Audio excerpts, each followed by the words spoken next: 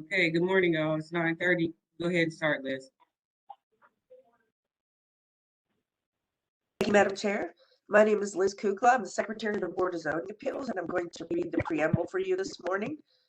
This is December 20th, 2021. Next slide, Maurice.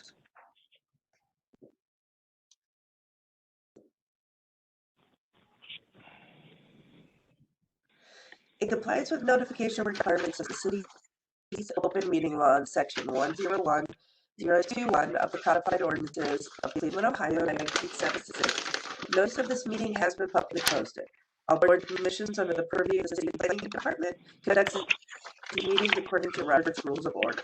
Actions during the meeting will be taken by voice vote. Statutes from any vote due to a conflict of interest should be stated for the record prior to the taking of any vote. In order to ensure that everyone participating in the meeting have the opportunity to be heard, we ask that you use the raise hand feature before asking a question or making a comment. The raise hand feature can be found in the participants panel on the desktop and mobile version, and activated by clicking the hand icon.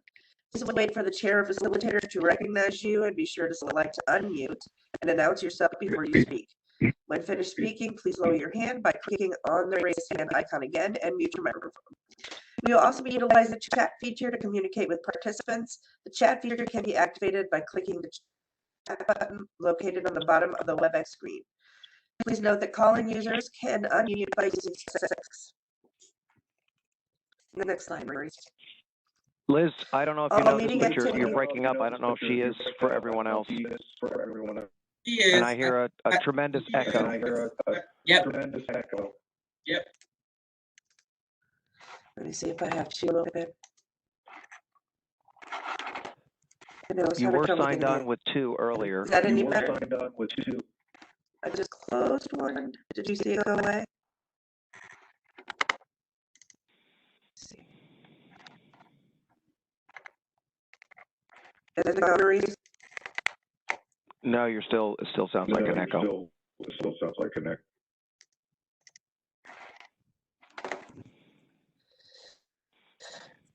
Oh, I know what I've done, Maurice. Should I keep reading it, or would you like to read it?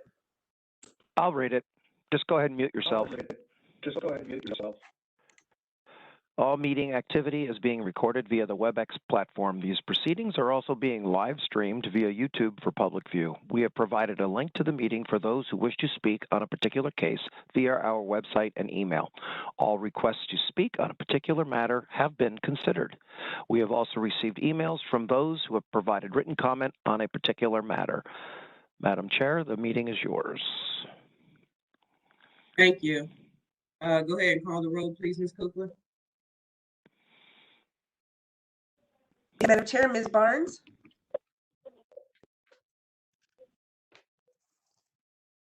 Ms. Barnes? Mrs. Brown? I do not see Ms. Barnes. No, I'm pretty sure, actually, she contacted me this morning. I have to check that email. I think maybe she's not going to be here. Sorry about that. Ms. Brown? Present. Ms. Faith? Present. Ms. Britt? Here. Madam Chair, we have a quorum. Okay, thank you. Liz, mute yourself so we don't. Thank you. All right, we have a request from Director Collier this morning to postpone calendar number 21-176. Madam Chair, I do have a statement from Director Collier that he would like to have read, if you don't mind. Okay, just I want to finish the address. And then go ahead. Sorry, didn't mean to interrupt. Oh, no problem. So Director Collier would like to postpone calendar number 21-176. That's at 15736 Lorraine Avenue. Okay, go ahead, Mark. Hello, councilmen and all. I am sending this correspondence to you all with regard to calendar number 176-21. Included is the rationale which led to my request to postpone this case for Monday. I don't have a dog in this fight. The only thing I care about in this case is fairness, transparency, and the integrity of the process. The roles we all play can be challenging because it requires real and constant balance with respect to listening and decision making.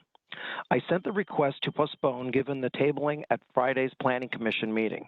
Councilman Slife provided information for the BZA meeting on Monday to express his position on the matter.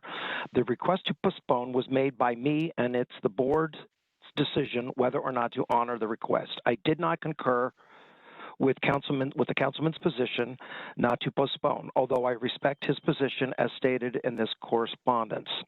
The councilman has the right to express his position. As I stated on Friday to the Planning Commission, we do not have any issues with the proposed conditional use given that previous conditional uses have been granted on several other occasions with more intense proposals in this type of district.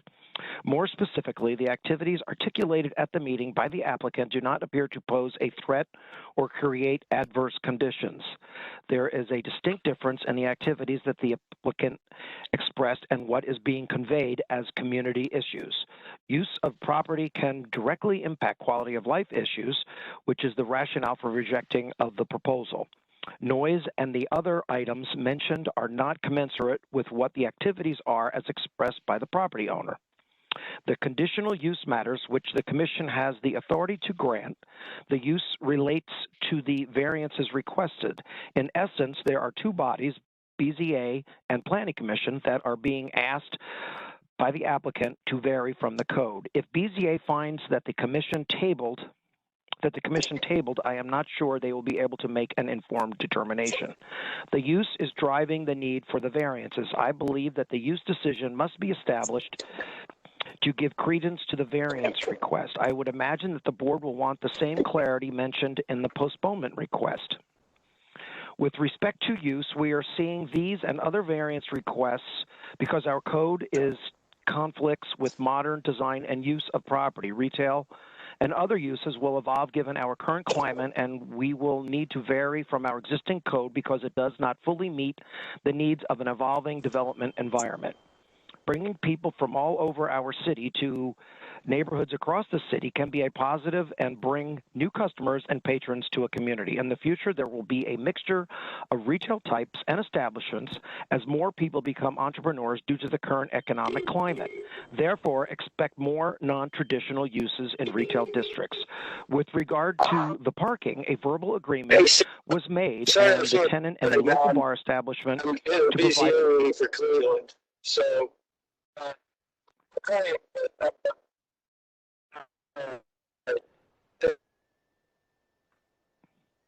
the posture of the CDC and councilman were also made clear at the Planning Commission meeting. The determination of the commission, however, was to table the matter.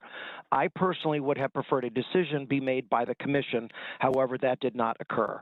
Lastly, people bring their values, biases, and fears to decision-making. That's a fact, and this case is a good example. Although the transaction here is about parking and use, there is a perceived concern that there is a desire for certain types of businesses and individuals in certain areas of our city.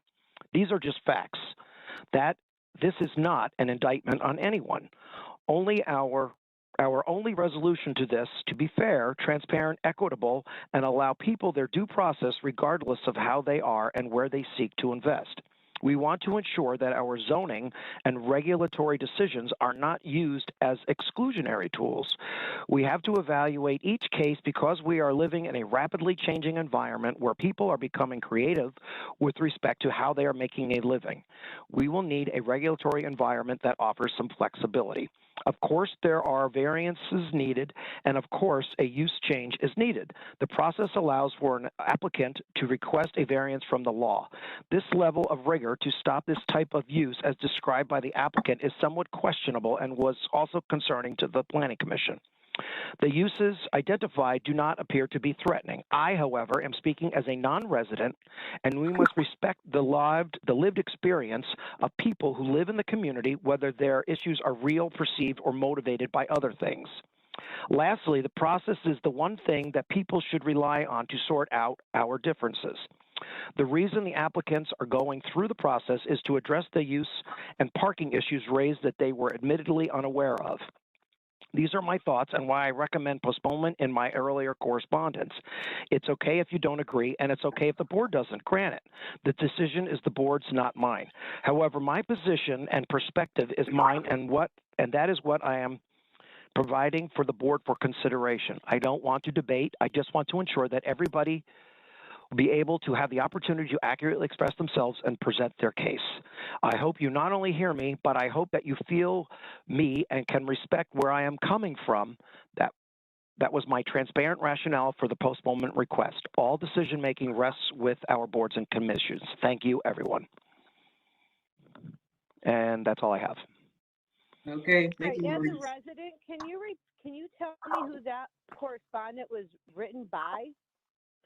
I didn't catch that in the beginning. Yes, that was from the director. That was Freddie Collier, the director of the City Planning Commission. Okay. I'm a resident, and I'm just trying to figure out who that was, because it seems like he's in agreement with what's going on. Okay, thank you. Ms. Britt, am I able to respond to that? This is Councilman Slight.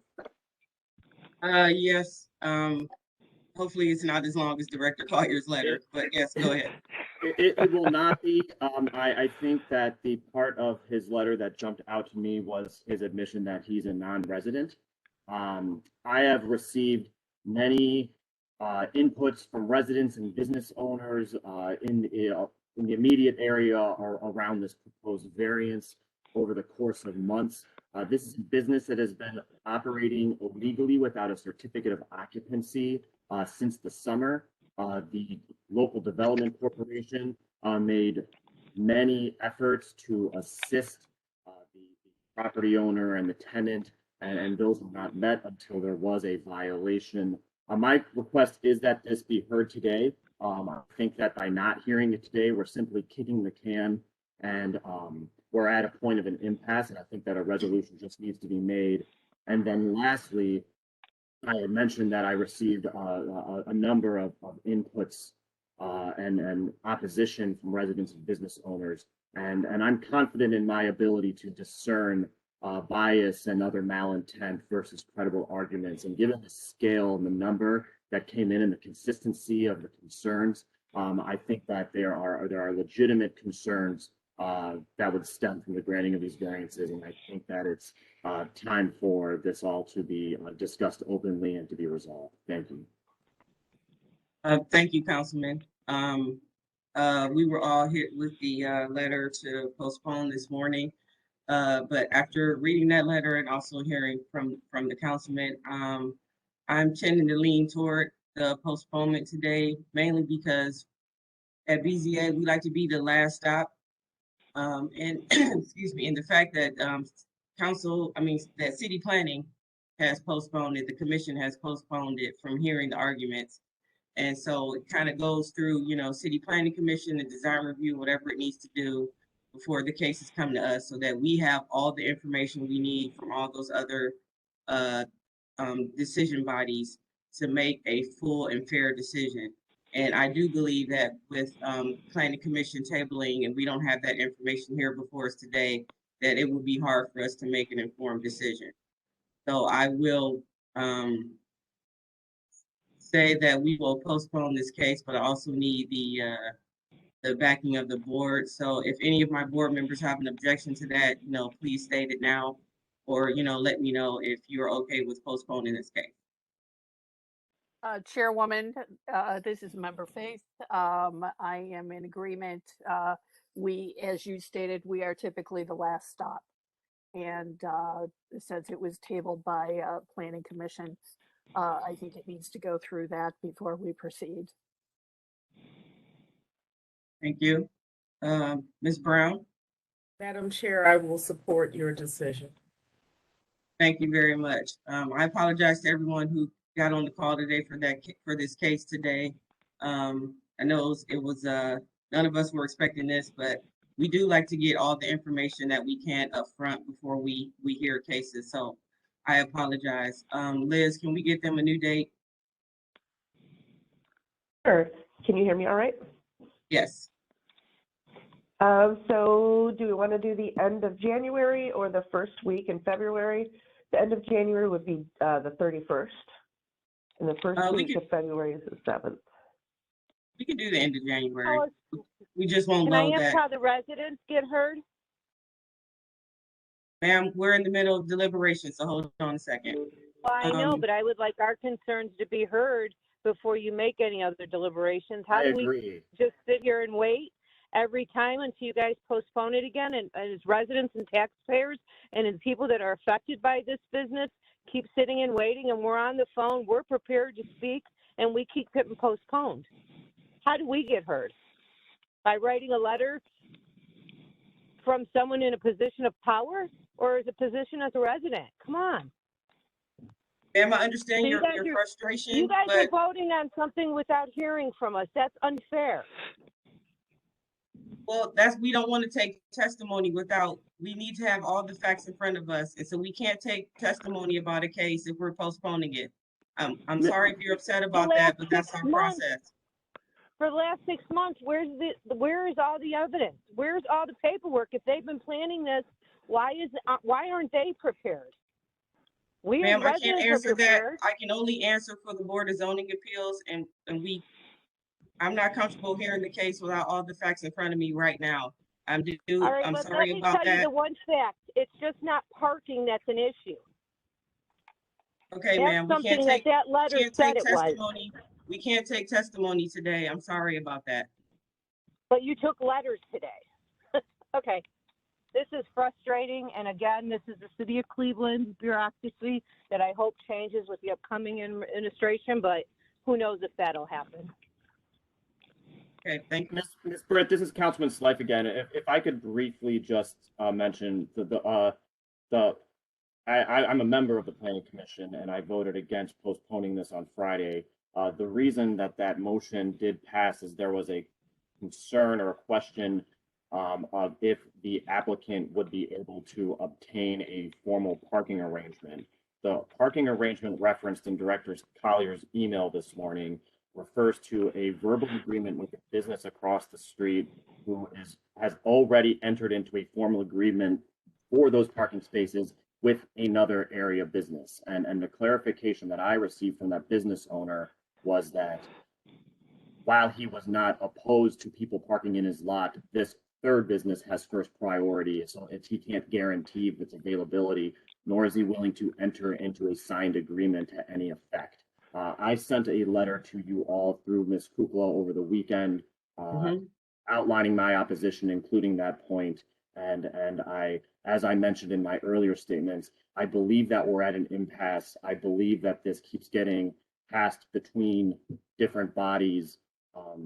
I also think that there's a building code issue with this, that this is not safely operating. It's a danger, a hazard for public safety if it continues to operate illegally. So I want the Board of Zoning Appeals to consider that as it votes on this motion. Thank you. Thank you. Okay. Well, all the board members have spoken. They're okay with postponing this case. I know that's not a popular opinion today, but I want to have all the facts in front of me from all other decision bodies before we make this deliberation and make a decision. I understand, Ms. Britt, and I look forward to the future meeting. However, I do want to state publicly that I think that Director Collier's email was entirely inappropriate. It circumvents my role as the representative of the residents of the community. I think that he overplayed his hand, and he appears to be inserting his own opinions and biases into this case inappropriately. Thank you. Thank you, Councilman. We will make sure we have that on the record. All right, Liz, so we're going to put them on for January, you said 31st? Yes. Okay. And just make sure we don't have a lot of cases that day so we can hear all the arguments. Will do. All right, thank you. Can I ask one question? Are they allowed to serve liquor now at this establishment? Ma'am, we don't cover that. You have to talk to Building and Housing or your councilman. He's on right now, so you can contact him after we close this out. Great, because you know the holidays and the parties are starting, and we have to deal with that as well. Hey, Alana, let's go to Wade Park. Thank you, Madam Chair. Calendar number 21-186 at 8304 Wade Park Avenue. Joshua Bates, owner, proposes to use existing two-story frame single-family residence as a type A home daycare in a D2 multifamily residential district. The owner appeals for relief from the strict application of the Cleveland Codified Ordinances as stated in the agenda and the public record, of which there is one. With that, to my colleague for the swearing in. Sure. I am swearing in all who are present for this case. Do you swear or affirm that the testimony you're about to give is the whole truth and nothing but the truth? Please raise your hand, reply, I do, state your name and your address.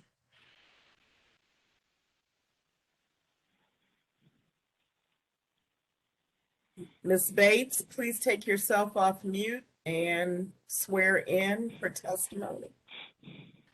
Okay, I do. My name is Jayshana Bates, and my address is 8304 Wade Park Avenue.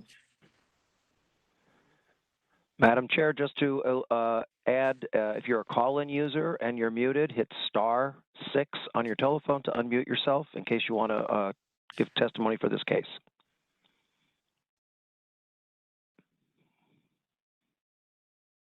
Okay, is Ms. Bates it? It sounds like it. All righty, we'll get history of the property. Will there be an echo? Thank you, Madam Chair. There's been no change in the zoning since 1929. In the Record Administration Office, I found that in 1965, a permit was issued to enclose a side yard with a fence. There are no variances on file for this address and nothing of note in the more recent history. Is that better, Maurice? Nudge. Yes, you sound great.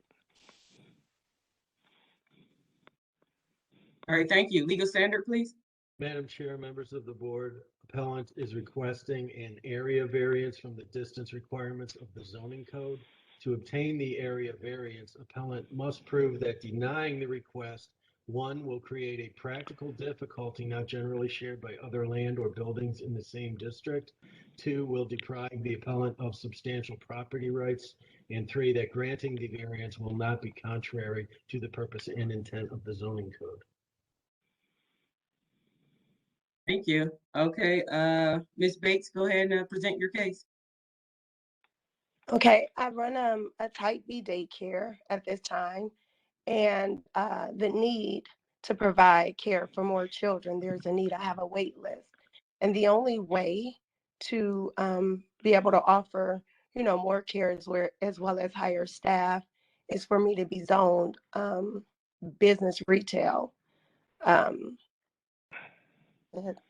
That's my case. I did get letters from the community, from all of my neighbors stating that, an increase in children or increase in care wouldn't cause a bother in the neighborhood. That's about it. So you're currently running a type B now. How many kids do you have now? I actually have 8. I have 6 on first shift and 2 on second. And what I'm seeing is a request for additional care on first shift, and I'm at my max at this time. So you will be increasing to how many children? We would be able to care for 12 per shift. Okay, and what are the shifts, like what are your actual hours of operation? So we're actually 24 hours, Okay. But the shifts right now, based on my enrollment, my first child arrives around 5:30 a.m. and they're usually here till about 3. And then we have a 3 to 11. And once I get staff, we do have a request for someone third, but that would more so be like 10 to 6 or 11 p.m. to 7 a.m. This is the same house that you have 8 kids and you want to increase to 12. Do you have room for this type of increasement of kids? I do. My whole first floor is a daycare. So none of my living space is on the first floor. As far as the square footage, because I did have someone from Starting Point come out. I think, if I'm not mistaken, I do have the documents. I think it's enough space for 16 based on the 35 square feet per child that's required. I think it's enough for 6. It might be 14 over here. Might be enough for 14 children. They have classrooms. You're testifying you want to increase to 12 though. Yes. Okay. Okay, Maurice, anyone from city planning or the councilman weigh in on this? Well, the council, Madam Chair, I do have a letter of support from the councilman, which I had up on screen earlier. Councilman Jones I couldn't see it. supports this. Okay, gotcha. Supports this use. So as you know, we are usually hesitant to approve the larger daycare types in residential areas. However, there's a couple of factors here. Wade Park is somewhat of a relatively busy street, not strictly residential. So it's not a quiet residential street where you wouldn't really want to have a lot of children and a lot of, the traffic that's associated with the drop-offs. So, Wade Park, again, is a fairly busy street. I believe there is a daycare immediately adjacent to her. I think that's on the right in the greenhouse. Is that true, Ms. Bates? That is correct. And she has a very large yard separating her from that other daycare, and they have another large yard. So she has a lot of space around the house. And, in looking at the older pictures on Google, Ms. Bates has done a very nice job of maintaining and actually upgrading this house, and I commend you for that. I think it looks great. And for all those reasons and the fact that there has been community support, the councilman is in support of this one, and another councilman is in support of another one. So I know Ms. Bates must be a very reputable operator, so we support this variance. Great, thank you, Maurice. I will open it up to my board for any questions or comments or a motion. I do have a question. Ms. Bates, when you said that there's no residence on the first floor, does someone live on the second floor? Me, I turned my second floor. It's like an apartment. I have a kitchen, sitting room, bedroom, everything. So each one of the daycares that me and my family operate, our first floor is strictly for daycare services. So we have classrooms. We do not live on the first floor of any of the homes. All of our living arrangements is on the second floor. Thank you. You're welcome. I would show you, but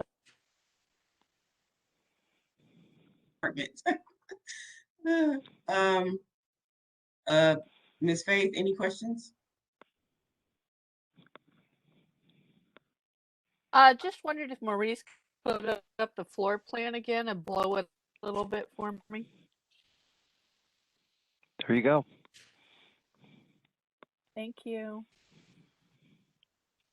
All right. If there's no more discussion from board members, I'll go ahead and make a motion. Madam Chair, we have a support letter from the Councilman Bashir Jones. We have statement from City Planning with regard to the context of the neighborhood and the condition of the homes and the yards.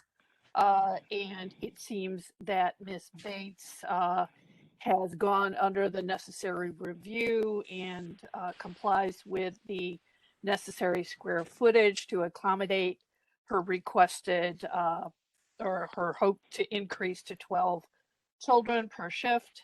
So with all that information in hand, I move that we go ahead and grant her the variance for this. Thank you. Can I have a second? Member Brown, I second. Ms. Brown, second. Go ahead, call the roll, please, Ms. Cooper. Ms. Brown? Yes. Ms. Bates? yes. Ms. Britt? Yes. That was not me replying, Liz. I think Ms. Bates misheard my last name for her last name. So this is Member Faith, and I vote yes. I'm sorry. Thank you. That's okay. So calendar number 21-186 is granted. It'll be ratified when we meet again on January 3rd, and we will send the appellant a letter. Great, thank you. Ms. Bates, I think you have the second case as well for Keys Avenue? That is correct. Okay, all right, go ahead, Ms. Faith. Thank you, Madam Chair. It's a busy day for Ms. Bates. Yeah. So moving on to calendar number 21-187. This is at 8107 Keys Avenue. This is in a different council ward. Jesh, I'm sorry, I'm mispronouncing your first name. It's Jay. Jesh, It's Jay. You can call me Jay, but it's Jay Shauna. Okay. Jay Shauna, thank you. Jay Shauna Bates, owner, proposes to establish use as a type A daycare in a C1 multifamily residential district.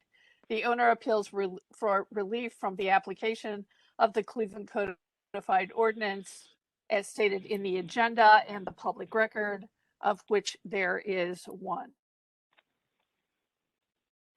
I believe, do we need her in again, or can we just proceed with her statement, Madam Chair? Yeah, she was already sworn in. I believe we can just continue.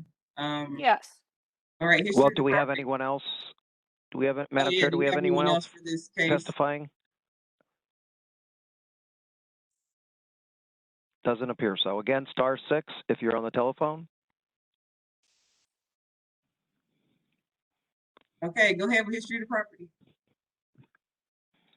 Thank you, Madam Chair. There's been no change in the zoning since 1929. In our Records Administration Office, I found that in 1928, a permit was issued to erect a garage. 1953, there were alterations to a dwelling. There are no variances on file, and in the more recent history, we found that in 2007, a permit was issued to board up and secure all first floor accessible openings. And that's all that I have. Thank you. Legal standard, please. Madam Chair, members of the board, appellant is requesting an area variance from the distance requirements of the zoning code. To obtain the area variance, appellant must prove that denying the request, 1, will create a practical difficulty not generally shared by other land or buildings in the same district. 2, will deprive the appellant of substantial property rights. And 3, that granting the variance will not be contrary to the purpose and intent of the zoning code. Okay, thank you. Ms. Bates, go ahead and give the same information you did for the last case for this one. Right. Just to give a little information, this is like a family business. So my sister lives there. I own the property, but my sister lives there. So what we've done is split our homes so that we can care for children based on the age group. So that's the reason for the need of the third. So the house next door, the greenhouse on Wade Park, is my mom's house. That's where children age infant, toddler is cared for. The house that we just approved to increase, which I really appreciate, is where our preschoolers are cared for. That's the house that I live in. That's the one I work at. The house on Keys is for our school agers. So that's children 5 and up, usually before and after school, summer programs, when schools are closed, things of that nature. And again, we're extremely blessed being able to only care for 6. The house on Keys is actually at the full capacity. So we're just requesting an increase. Therefore, we can provide care for additional children. Again, at that house is school agers. So it's not as much like outdoor play, recess times. It's before school, and then like after school until the summer. And usually we have them very involved in a lot of summer activities where we're not before COVID, where we're not necessarily like in the house majority of the time. But again, that house is set up where the first floor is all daycare. And then the second floor is the living space. There is a shared kitchen. So whenever my sister needs to cook for her and her son, the kitchen is shared. But the rest of the house on the first floor is all daycare. And is this, although you're doing school age, is this 24 hours as well, or do you have actual hours of operation for this house? Actually, at this location, it closed at midnight. So it's like 5 a.m. to 11:59 p.m. So no, it's not 24 hours. Just the 2 on Wade Park is 24 hours. And your sister who takes care of those kids lives at this property? That is correct. Her name's Martina Brown. Right, and I see we have a letter of support from Councilman Griffin on the screen. So Maurice, what's city planning's position? Madam Chair, similar to the last case, we are in support of this case. Again, we like to look at all the factors surrounding each case. And one of the things I always like to look at for the daycares is the condition of the home. And again, this home is very well maintained. I would, if I had children, I would definitely have no problem leaving them in this home. And I actually also have support from the councilman, which, as you know, is very important in these cases because they are usually in touch with the community. And we also have some community, some of the neighbors signing off in support. So we definitely support this project. Thank you, Maurice. I will open it up to my board for any further questions or comments or a motion.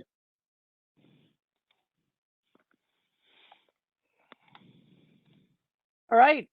Since there are no other questions or comments, Madam Chair, given the testimony from city planning as to the condition of the house and the area, and also the letter of support from the councilman, it seems Ms. Bates is doing a nice job with her child care facilities. So I move that we go ahead and approve this variance for her. Thank you. Can I have a second, please? Member Brown, I second. Ms. Brown, second. Go ahead, call the roll, Ms. Cooper. Ms. Brown? Yes. Ms. Bates? Yes. Ms. Britt? Yes. Calendar 21-187 is granted. It'll be ratified on January 3rd when we meet again, and we will send the appellant a letter. Thank you. Thank you. Good luck, Ms. Bates. Thank you. Good luck. Work going. Yes. Bye. Bye-bye. Bye-bye.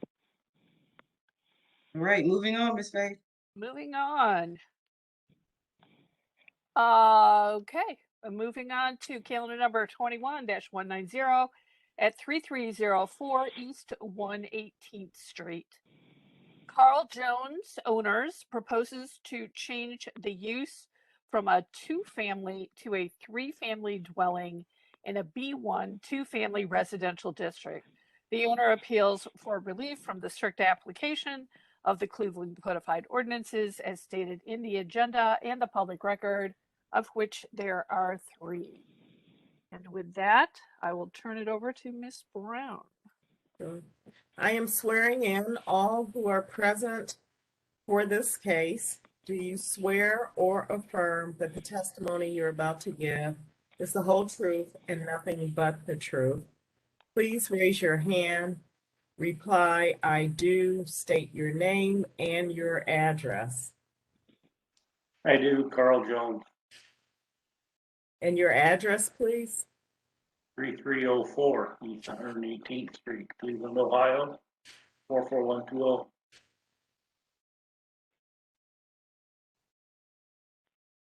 Anyone else for this case? What was that? Madam Chair? Thank you. History of the property, please. Thank you, Madam Chair. There's been no change in the zoning since 1929. In our records, you might found that in 1907, a permit was issued to repair a dwelling. There are no variances on file, and in the more recent history, we found that in 2015, a permit was issued to board up one standard size door, and then in 2020, rental registration was issued to the property, and that's all that I have. Thank you. Legal standard, please. Madam Chair, members of the board, appellant is requesting a use variance and an area variance from the minimum lot size requirements of the zoning code. To obtain the use variance, appellant must prove that denying the request, 1, will result in an unnecessary hardship particular to the property, such that there will be no economically feasible use of the property without the variance. 2, will deprive the appellant of substantial property rights.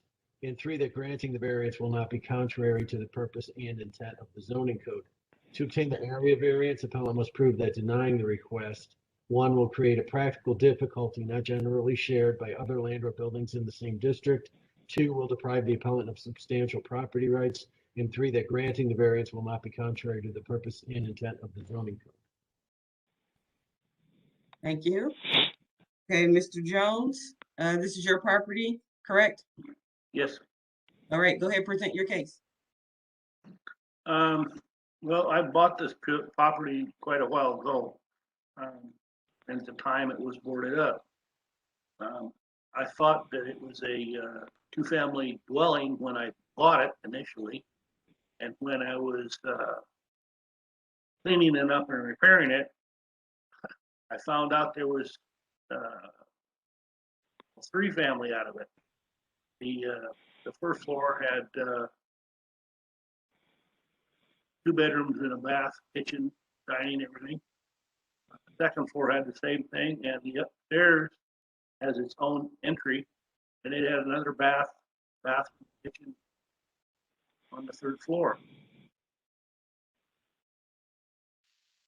It's something that's been there as long as I know about. It's got 3 gas meters. It's got 3 electric meters in the building, and it had it when I bought the building that way.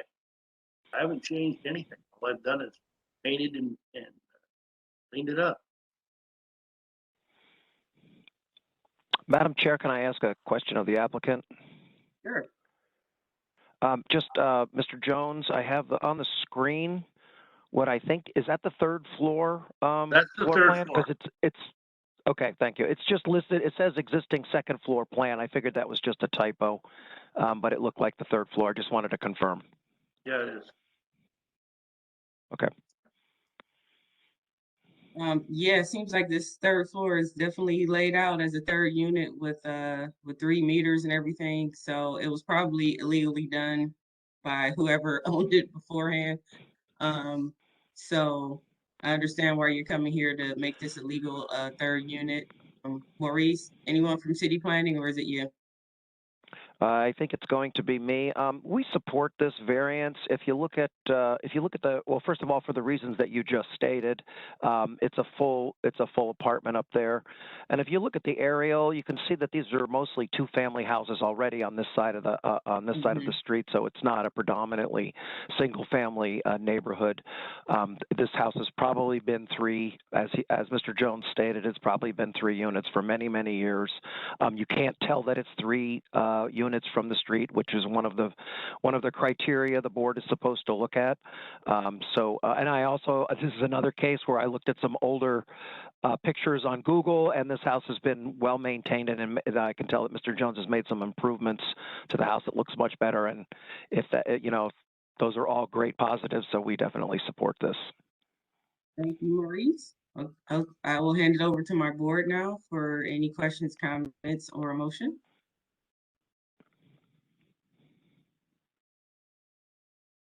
Madam Chair, hearing no other questions, I'll move to a motion. It seems we have a consensus that this dwelling has been a 3-unit dwelling for many years, since it has already been set up with separate utilities for the 3rd unit. As Maurice stated from city planning, it does not look any different really from the outside as the other 2 families on the street, and it does not look like it's a 3-family unit from the exterior.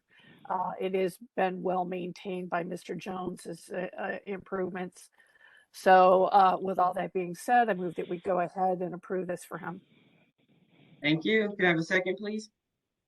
Member Brown, I second. Ms. Brown, second. Go ahead, call the roll, Ms. Kukla. Ms. Brown, Yes. Ms. Faith, Yes. Ms. Britt. Yes. Calendar 21-190 is granted.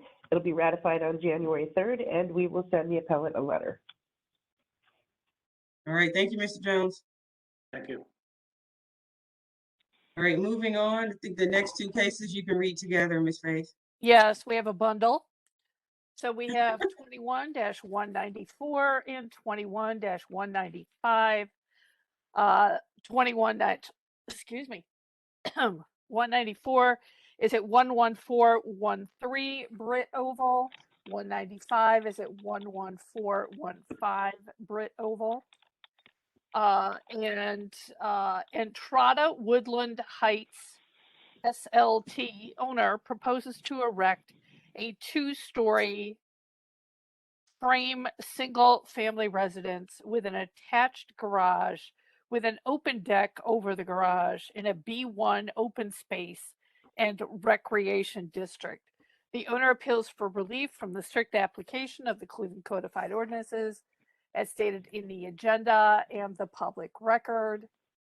And 195 is the same owner proposing to erect a 2-story single family residence with an attached garage with an open deck over the garage, also in a B1 open space and recreational district.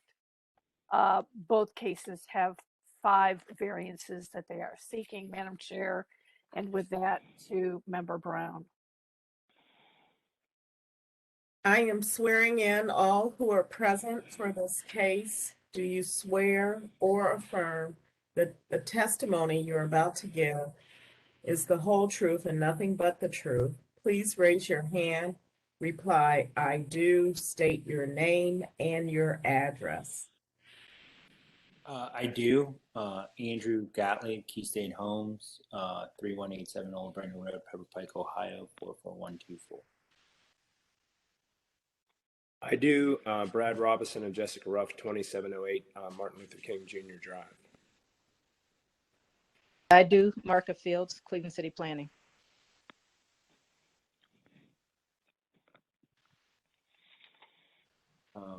We have our architect on as well. He should swear in as well. Okay. Gary Neola, 1151 Sherbrooke Drive, South Russell, Ohio. Anyone else? Hello, can you hear me? Yes, sir. I do. I'm Derek Kumler, a design engineer with Thorson Baker and Associates, and I do. And your address, please? 3030 West Streetsboro. Thank you. Madam Chair? All right, thank you. History of the properties, please, if there's any. Right. I didn't find anything really for these addresses. I can give you the zoning history. It was originally zoned 2-family in 1929. In 2003, it was placed in a planned unit development. In 2016, it was placed in the open space recreation. And then in 2018, it was changed to the multifamily district. Again, there's no records in our records administration office, no variances, and nothing of note in the more recent history. That's all that I have. Thank you. Legal standard, please. Madam Chair, members of the board, appellant is requesting area variances from the maximum front yard setback, minimum glazing, principal pedestrian entrance location, minimum frontage feature, and minimum height above grade requirements of the zoning code. To obtain the area variances, appellant must prove that denying the request, 1, will create a practical difficulty not generally shared by other land or buildings in the same district, 2, will deprive the appellant of substantial property rights, and 3, that granting the variances will not be contrary to the purpose and intent of the zoning code. Thank you. Who's going to be the spokesperson for this case? Gary Neola, I will speak on behalf of the project. The first variance that we're talking about here is the setback, and we've adjusted our building location to provide that we're 12-foot setback, so we're within. There's no practical difficulty here to present because we're going to meet the zoning code, so that variance is not necessary. And what variance is that again? So that's a variance. I think it's under your zoning code 337.031. Okay. All right. Just want to make sure. Madam Chair, that would be number 1 on the list. Okay. Number 194, and actually number 1 on both of those. All right. Thank you. So the second item has to do with glazing. There's a requirement for 20%. We're proposing we would have 16.7%.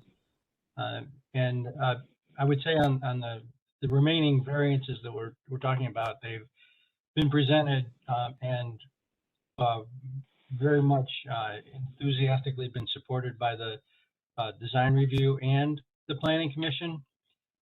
So just as a sidebar, but yeah, we're in order to stick with this design that we've developed here. We're looking for a variance to be just a little bit underneath the 20% requirement for first floor glazing. Mr. Neola, so it seems like all the variances are identical. So are these houses the same? They're identical. It's a Okay. duplex unit that's a townhome, but Okay, just wanted to yeah. make sure so we don't have to talk about two houses. Okay, go ahead. Yes, no, that's, I'm glad you clarified that. Thank you. Yeah, these both have the same issues. In fact, if we go back to the first variance, we're closer than 12 foot, but we're still within the requirement. So therefore, both of them do not need a variance for the first as a setback.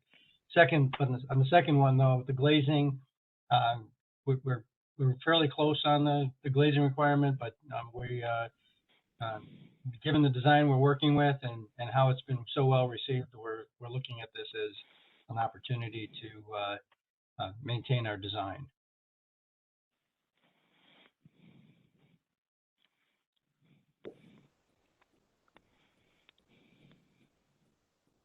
All your testimony today? Yeah, I think that, you know, as far as, you know, we're looking at trying to keep windows that are, they work for a couple of reasons. They provide the egress we need for emergency egress on the second floor, where our design keeps the windows the same, basically the same width. They're casement windows. When you get into casement windows, you end up with larger windows that are that don't function well. So from a functional perspective, we feel it would be a mistake to try and make these wider. So that's where we're working at, you know, trying to make these windows. If anybody's familiar with casement windows, there gets to be a problem when they open. They're too wide for the hardware to support. We want this to be a quality project at the end of the day. We don't want to try and maximize a window to hit the 20%, so that we are, you know, we end up with mechanical problems down the road. I just want to add to that. And when we went through design review in the Southeast, Who's talking? Andrew Gottlieb, Key State Homes. Okay, we just have to always know who's talking before you start. Okay, go ahead. And I just wanted to just chime in and let you know that when we went through design review in the Southeast District, one of the comments that we got were from several people that actually asked us if we can reduce the windows even more. So that was the feedback that we got through design reviews. They wanted a reduction in windows. And that was something that I believe Marco was a part of as the planner from that district. So. Okay, thank you. Anyone else from the project team want to speak before I move on? I think we're okay. Okay, great. I will call Marco Fields from City Planning. Yes, we, this Marco Field City Planning, we approved this through design review. This is an area where we have been working for a while to try to get a housing development to come in. One of the things that we liked about this particular development is the fact that it offers a market rate house, but it's at a rate that is not quite as high as some of the other new housing that's coming in a lot of different neighborhoods.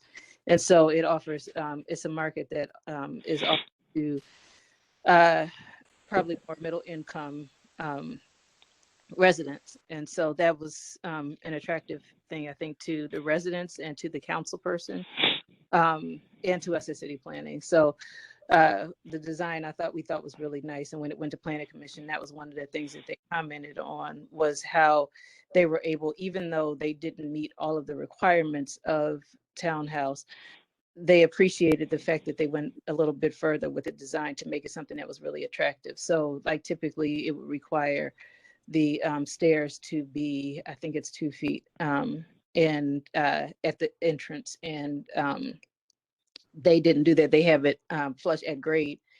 And so that also allows it to be something that can, where you can age in place. So they have everything is accessible on the first floor, but there's also a second floor. So if there's a point where you can't climb stairs, you have everything accessible to you at the first floor and you don't have to climb stairs to get in. So it was just a really attractive development, something that we thought could be beneficial and offers actually something slightly different from, you know, what we have available currently in the neighborhood. So we are supportive. Thank you, Ms. Fields. I'll open it up to the board for any questions or comments. Madam Chair, I just have a comment. I do understand casement windows, so I do appreciate the sizing issue and the need to handle the variance number 2 on the glazing perspective. And as Marco Fields from City Planning also mentioned, we can appreciate the fact that that this is a project that it will allow folks to age in place based on the design. Though I see it's not ADA compliant, but it is zero inches off grade, so that is a big help for our high percentage of senior citizens in this city. Anyone who wants to move into that. So with those comments made, and the statement that this project has also received approval from design review and from planning, I would move that we approve these variances for 21-194 and 21-195, Madam Chair. Thank you. Can I have a second, please? Madam Chair, before I second, there was someone sworn in with an address on MLK, and I'm not sure if they commented yet. Are there any? No, we were waiting for the, this is Brad Robinson at 2708 Martin Luther King. Oh, thank you. Totally forgot about that. Go ahead, Mr. Yeah, that's okay. We were waiting for the testimony of the on behalf of the developer. So with the point number 1, we don't need to address that. The glazing, we were just not sure on exactly what that was, because our big point was there's still a lot of gunshots in this neighborhood. So the size of the windows being smaller is better, because we were concerned with how many windows were going to be there. And with the, you know, it's great to have street lighting, but it's so bright that at night it makes it a problem for the bedrooms. And what the last point was number 3, the change of the entrance.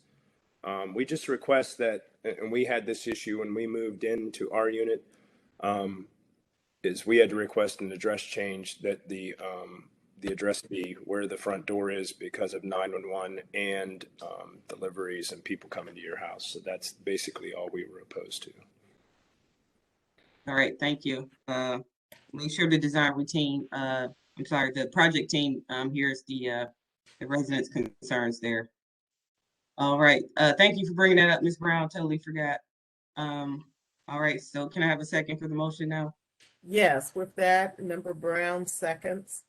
Thank you very much. Go ahead, call the roll, please, Ms. Kukla. Thank you. Ms. Brown? Yes. Ms. Bates? Yes. Ms. Britt? Yes. Calendar numbers 21-194 and 21-195 are granted.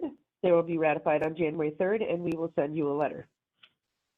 Thank you very much. Appreciate your take your time, and we look forward to this project coming to happen, to come to reality. And we'll look forward to seeing it. Yeah, there is one thing that we were talking about that it wasn't actually on the list here, and we're putting this model, these 2 units, as this is a part of a larger development. The street that this is going on currently is not a dedicated street. I don't know if that matters to the Board of Zoning Appeals. I just wanted, it will be a dedicated street as the development gets finished off and platted, but I just wanted to make sure you're aware of that. Yeah, thank you. No, that doesn't affect our opinion any. But thank you. Fantastic. Great. Yeah, I'm sorry, I should have brought that up before you voted, but. Yeah. Yeah. It's okay. You got our approval. So we'll cross any other bridges further down the road. All right, fantastic. Thank you very much. Merry Christmas. You as Thank well. you. Same to you. Merry Christmas. Okay, moving on to 21-143. This was postponed from December 13th. This is at 1041 Auburn Avenue. 1101 Auburn Holdings LLC owner proposes to erect a 3 to 4 story single-family residence with attached garage in a B1 two-family residential district. The owner appeals for relief from the strict application of the Cleveland Codified Ordinances as stated in the agenda and the public record, of which there are 7. And number 7 states that city planning review approval is required. The third postponement was made at the request of the board due to a scheduling issue. The second postponement was to allow time for the ownership to transfer into the appellant's name. And the first postponement was made at the request of the councilman, and that would be Councilman McCormick, to allow time for community review. So with all that, I will now send it over to Member Brown for swearing in. Sure. I am swearing in all who are present for this case. Do you swear or affirm that the testimony you're about to give is the whole truth and nothing but the truth? Please raise your hand. Reply, I do. State your name and your address. To Tyler Rice, 2943 Scranton Road, Cleveland, Ohio, 4113. I do, Donna Gregonis. Our office is 3308 Lorraine Avenue. I do, Kate O'Neill, 1201 Starkweather. I do, Jonathan Petrie, 1217 Auburn Avenue.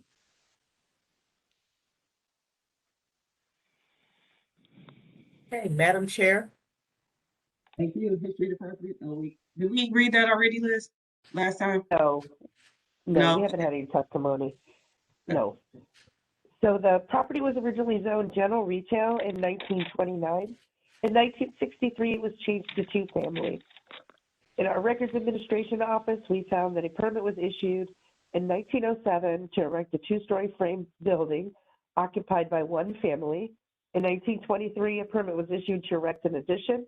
In 1941, another addition was erected to the rear of the building, and at that time, it was going to be occupied by two dwellings and a store.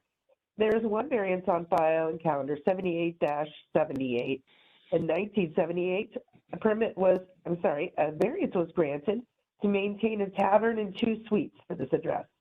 And then in the more recent history, I didn't find anything of note. That's all that I have. Thank you. Legal standard, please. Madam Chair, members of the board, appellant is requesting area variances from the maximum gross floor area, minimum side street setback, distance, front yard setback, rear yard, and garage setback requirements of the zoning code. To obtain the area variances, the appellant must prove that denying the request will create a practical difficulty not generally shared by other land or buildings in the same district. 2, will deprive the appellant of substantial property rights. And 3, that granting the variances will not be contrary to the purpose and intent of the zoning code.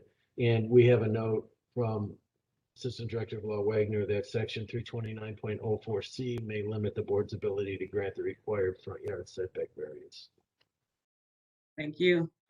Before we get started, Maurice or Liz, do we know what's going on with this front yard setback before we get going? Yeah, so Madam Chair, let me zoom. Oh, that's my graphic right there. With the front yard setback, we feel that the board is able to grant this variance because, as you could see from the orange line, this property is shallower in depth than all of the other properties on the block, which I believe is one of the exceptions that the board has in order to grant a front yard setback variance. And the house is also going to be lined up with the adjacent, the yellow house right next door. Great, thank you. I just wanted to get that cleared up before we move on. All right, Mr. Rice, this is your house, correct? That is correct. So I am the architect and the prospective purchaser of this property. We have been working feverishly to try and get this property transferred. That was the reason why for one of the previous postponements. We still have yet to transfer this property. We have ran into many issues with the seller's banking institution in terms of their paperwork and sort of lack of urgency, I guess, to get this transferred. So I am asking the board as today to hear the case and have the discussion about this project, but to hold ratification for the variances until the property actually transfers. We can do that, and you had enough postponement, so we don't want to hold you up any longer. So we can definitely grant that request if the variances are granted. So go ahead. I appreciate that. So there, as mentioned, there's 6 variances that requesting. One is the area variance for the house. The house is situated towards the front of the property. It is a rather small lot. It's much shorter in depth compared to the adjacent properties, and also the reason why the area is bumped up is because there is a habitable space in the basement, which increases the total area for the house. The setbacks for the side streets, the house is positioned as close to center in the property, trying to maintain or get as close to the setbacks as required on the east side. But just given the nature of the size of the lot, it's very difficult to try and achieve the necessary setback requirements. And as mentioned, the front yard setback, the house is situated so that it is in alignment with the house immediately to the east, the yellow house. And if you also look at the adjacent properties to the east down the street, they're all in similar setbacks between 7 and 9 feet. Down the street, at least 150 feet. Really, even to the west too, same distances are really close to that. The rear yard setback. So this house has a detached 2-car garage. It's not really an attached garage. There is an unconditioned space between the main house and the garage. There is a privacy wall that does extend on the west. And that's all I have.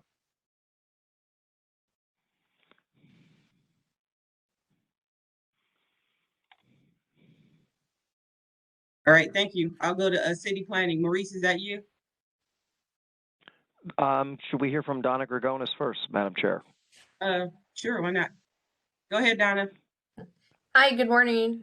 This is Donna Gregonis, Neighborhood Development Director for Ohio City and Tremont West Development Corporations. Thank you, Madam Chair and members of the board for listening to us and considering the community comments. So this Tyler did come before the community in the summer, so it's been a few months, and they did give conditional support.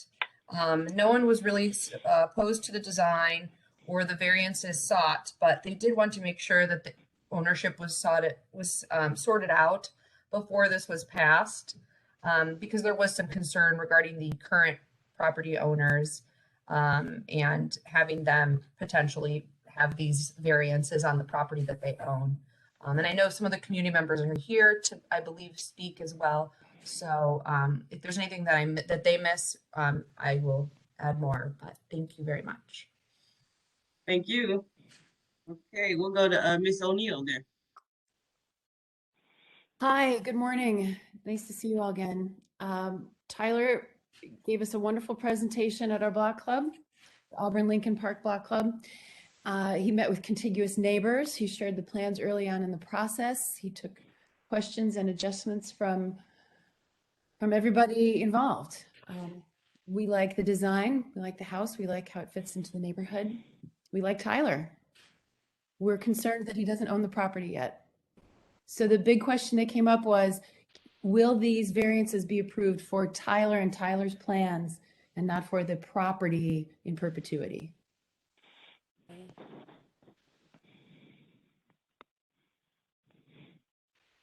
Okay. That's it. All right, well, we'll move on to Mr. Petrie.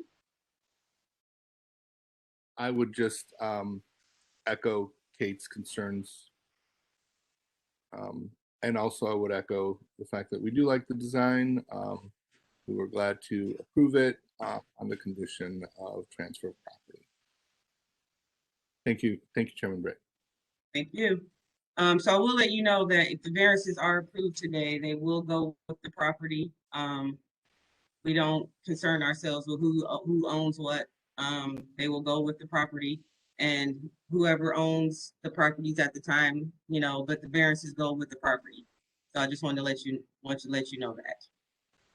Thank you. So then let me rephrase my question. If we're approving the variances upon the transfer, so they would not be approved today for the current owners. They would be approved for Tyler once he owns the property, and then they stay with the property, correct? That's correct. We would hold ratification until he provides that he is the actual owner of the property. Thank you. That was the concern for many members of the club. Thank you. Thank you. Okay, Maurice.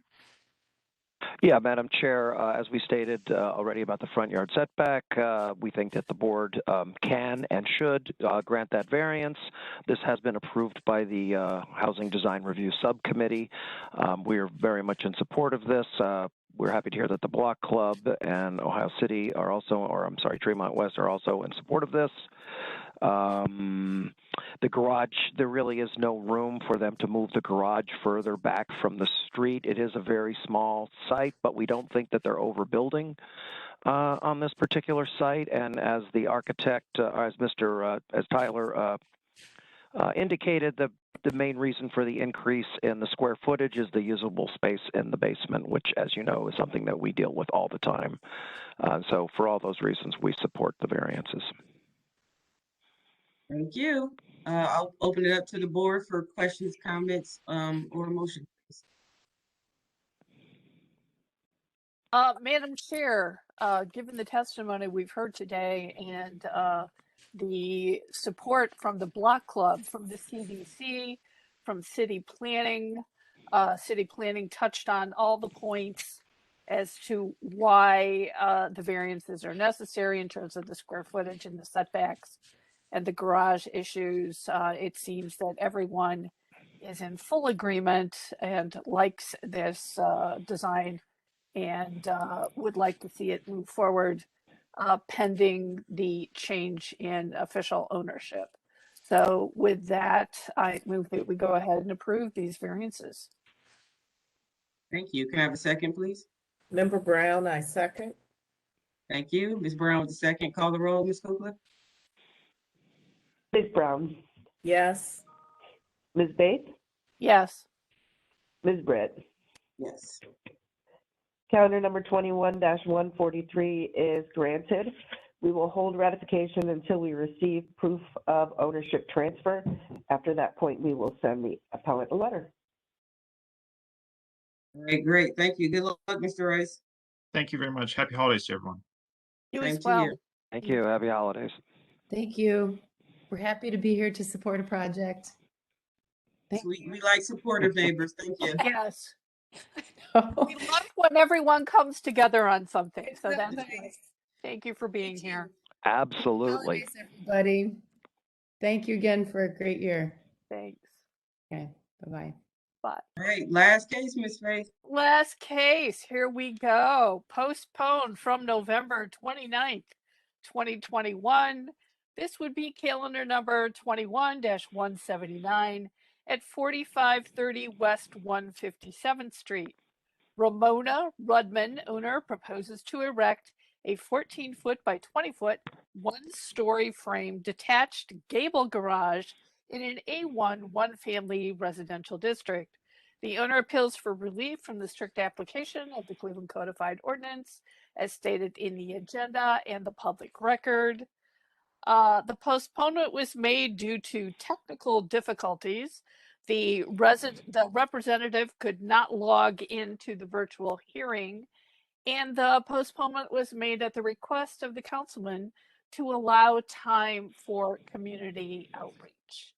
So with that, we will send it over to Member Brown for swearing in. I'm swearing in all who are present for this case. Do you swear or affirm that the testimony you're about to give is the whole truth and nothing but the truth? Please raise your hand. Reply, I do. State your name and your address. I do. Diane Byjay, 818 East 73rd Street, Cleveland, Ohio. My video is not working. I'm hoping you can hear me. We hear you. Thank you. We hear you. Thank you. We are, Madam Chair, members of the council. Hold on. We have to finish yeah, we have to finish our whole spiel here, then we'll call on you. All right, history of the property, please, Ms. Cooper. Thank you, Madam Chair. There's been no change in the zoning since 1929. In our Records Administration Office, I found that in 1946, a permit was issued to erect a 1.5-story dwelling and garage.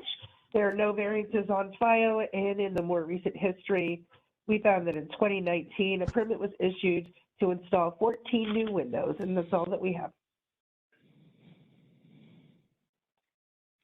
Thank you. History of the property, legal standard. Just got that. Madam Chair, members of the board, appellant is requesting an area variance from the garage placement requirements of the zoning code.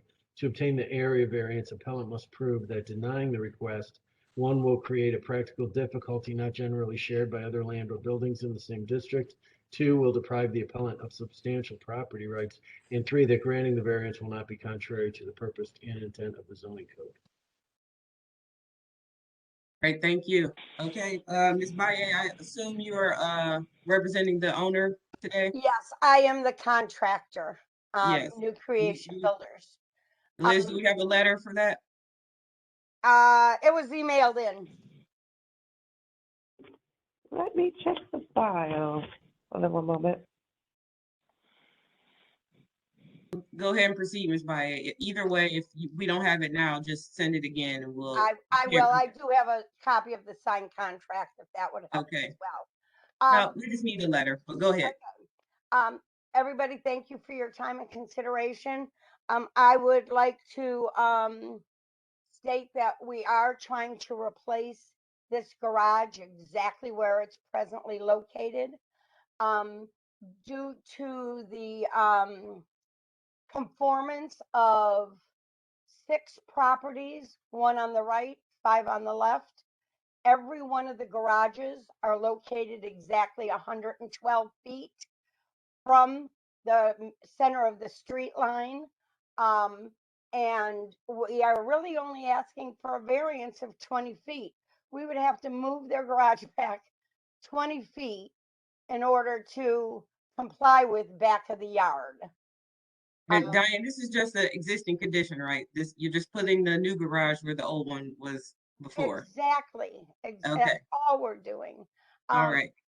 And this homeowner just feels that she sticks her garage all the way in the back. She's not really going to look like the rest of the neighborhood. Plus, it would be a lot of difficulty for them to maintain that much driveway. Understood. All right. City planning. Madam Chair, I wish all of them were this easy. I know, right? But this one, for obvious reasons, I'll go ahead and state them anyway. As you know, we take the new code that requires the garage location very seriously. However, in this case, they are definitely meeting the intent of the law, although not actually meeting the numbers. We would not want to have this garage another 20 feet back. It's perfect where it's at. It's in line with all the existing garages. It's behind the main structure, and that's the intent of the law. So we 100% support this, and we're sorry that this had to be delayed until this time because we would have loved to have approved it last time, but we had technical difficulties. Yes, if all cases could be this easy. Okay, board members, any questions, or I'll entertain a motion? No questions, Madam Chair. I think we've covered it. This is the standard is for the placement for the garage where it currently exists. We're just looking to put it on the same footprint.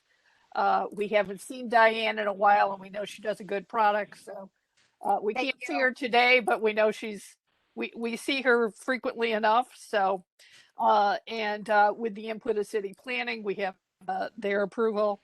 So we want to just go ahead and approve this so they can get this project done.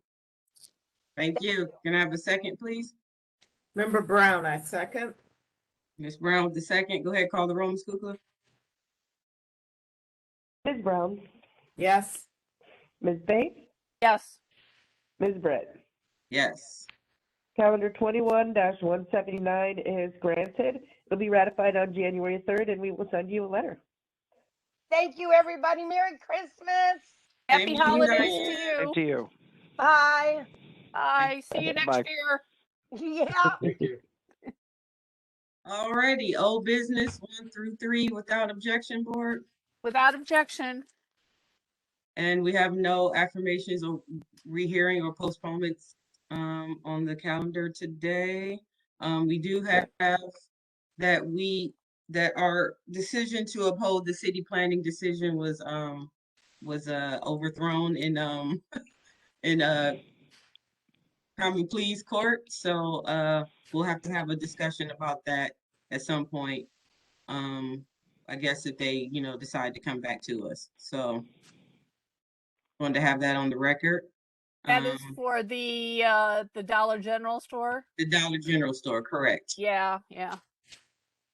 All right, well, that's it. We are done for the year, everyone. I want to thank everyone for being present and having good hearings, and Member Brown for blending right in with us and giving us, your your wisdom of what you've been knowing about Cleveland, development over the years. So just appreciate you being on the board as well. And everyone have happy holidays, and we'll see you in January. Happy holidays, everyone. Happy holidays, everyone. Yes. And I would echo